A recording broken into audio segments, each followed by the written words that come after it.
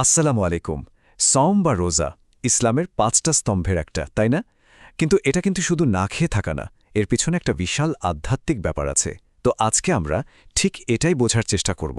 সওমের নিয়মকানুন কি, এর আসল উদ্দেশ্যটা কি, আর এর ফজিলতগুলোই বা কত অসাধারণ।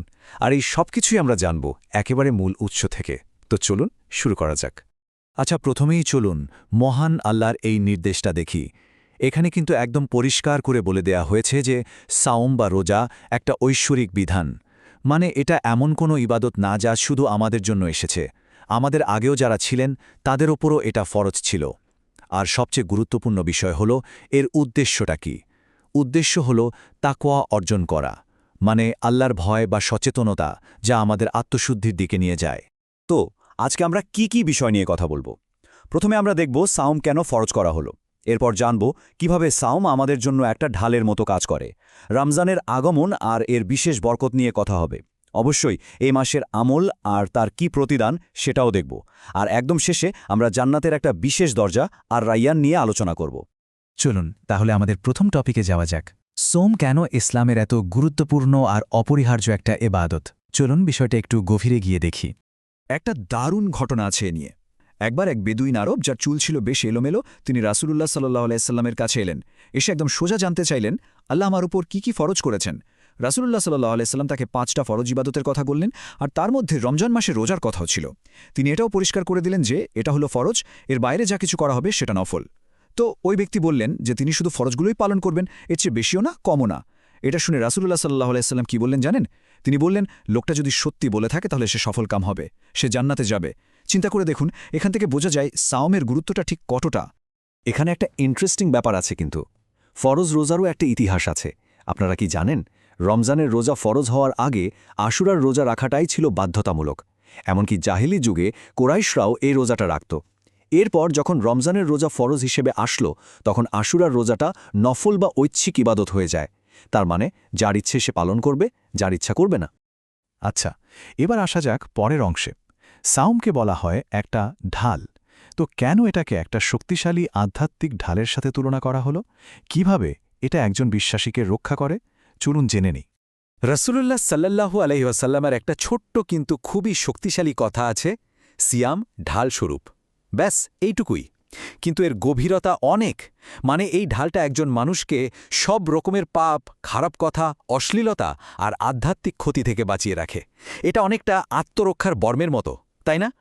এখন প্রশ্ন হল, এই ঢালটা বাস্তবে কাজ করে কিভাবে?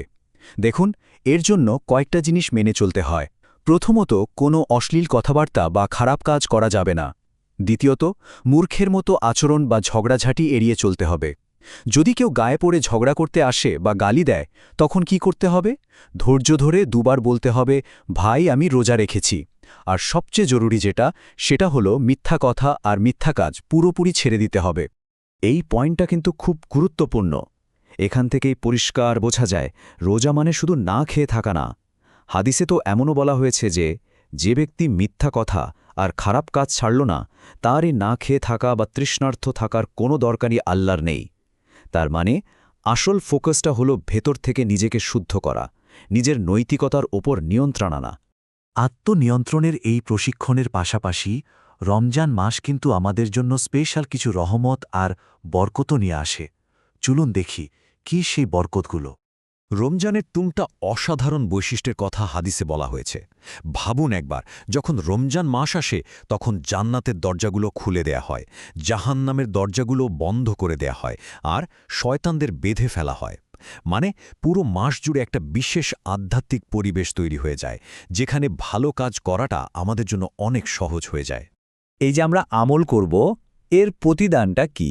চলুন এবার আমরা আমল আর তার অতুলনীয় প্রতিদান নিয়ে কথা বলি।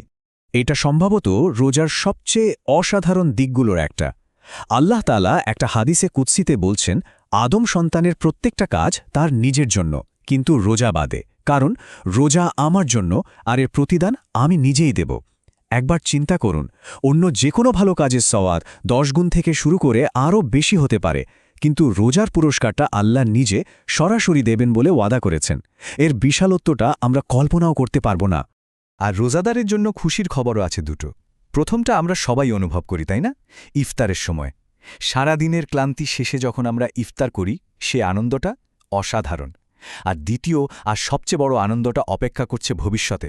সেটা হলো যখন একজন রোজাদার তার রবের সাথে দেখা করবে আর নিজের রোজার সেই বিশেষ পুরস্কারটা পাবে। আরেকটা বিশাল পুরস্কার কি জানেন? গুনাহ মাফ। হাদিসে একদম পরিষ্কার বলা হয়েছে, যে ব্যক্তি ঈমানের সাথে আর সওয়াবের আশায় রমজানের রোজা রাখবে তার পেছনের সব গুনাহ মাফ করে দেয়া হবে। এটা তো আসলে নিজেকে পরিশুদ্ধ করে নতুন করে জীবন শুরু করার একটা অসাধারণ সুযোগ। তো রমজানে আমাদের আমলগুলো কেমন হওয়া উচিত? এর সবচেয়ে ভালো উদাহরণ তো আমাদের নবীজি সাল্লাল্লাহু আলাইহি ওয়াসাল্লাম নিজেই। তিনি সবসময় অনেক দানশীল ছিলেন, কিন্তু রমজান মাসে তার দানশীলতা যেন প্রবাহিত বাতাসের মতো হয়ে যেত, মানে বহু গুণে বেড়ে যেত, বিশেষ করে যখন জিবরিল আলাইহিস সালাম তার সাথে দেখা করতে আসতেন। এটা আমাদের সবার জন্য একটা বড় অনুপ্রেরণা যে এই মাসে আমাদেরও দান সৎকা আর ভালো কাজ অনেক বাড়িয়ে দেওয়া উচিত। আমরা এখন আমাদের আলোচনার একেবারে শেষ পর্যায়ে চলে এসেছি, আর এখানে আমরা রোজাদারদের জন্য রাখা একটা বিশেষ সম্মান নিয়ে কথা বলবো। জান্নাতের একটা বিশেষ দরজা আছে যার নাম হলো আর রায়্যান। রায়্যান শব্দের অর্থ হলো তৃপ্ত বা পরিতৃপ্ত। আর এই দরজাটা এক্সক্লুসিভলি, মানে শুধুমাত্র তাদের জন্যই রাখা হয়েছে যারা দুনিয়াতে আল্লাহকে খুশি করার জন্য রোজা রেখেছিল। একবার দৃশ্যটা কল্পনা করার চেষ্টা করুন তো। কিয়ামতের দিন একটা ঘোষণা আসবে, সাওম পালনকারীরা কোথায়? আর সেই ডাক শুনে শুধু তারাই উঠে দাঁড়াবে যারা একনিষ্ঠভাবে রোজা রেখেছিল। কি যে এক সম্মানের মুহূর্ত হবে সেটা। আর এর বিশেষত্বটা হলো, যখন রোজাদারদের শেষ জন্য ওই দরজা দিয়ে প্রবেশ করবে, সাথে সাথে দরজাটা চিরদিনের জন্য বন্ধ করে দেওয়া হবে। তাদের পর আর কেউ ওই দরজা দিয়ে ঢুকতে পারবে না। এটা তাদের জন্য একটা একেবারেই ব্যক্তিগত আর বিশেষ সম্মান। তবে হ্যাঁ, রায়ান কিন্তু জান্নাতের একমাত্র স্পেশাল গেট না। আরও অনেক ভালো কাজের জন্য আলাদা আলাদা দরজা আছে। যেমন যারা নিয়মিত সালাত আদায় করত তাদের জন্য আছে সালাতের দরজা, যারা জেহাদ করেছে তাদের জন্য জেহাদের দরজা, যারা দান সৎকা করেছে তাদের জন্য সৎকার দরজা, মানে যে যে আমলে এগিয়ে থাকবে তাকে সেই দরজা দিয়েই ডাকা হবে। এই সব কথা শোনার পর আবু বকররা একটা অসাধারণ প্রশ্ন করলেন। তিনি জিজ্ঞেস করলেন, ইয়া রাসূলাল্লাহ, এমনও কি কেউ থাকবে যাকে জান্নাতের সবগুলো দরজা থেকে ডাকা হবে?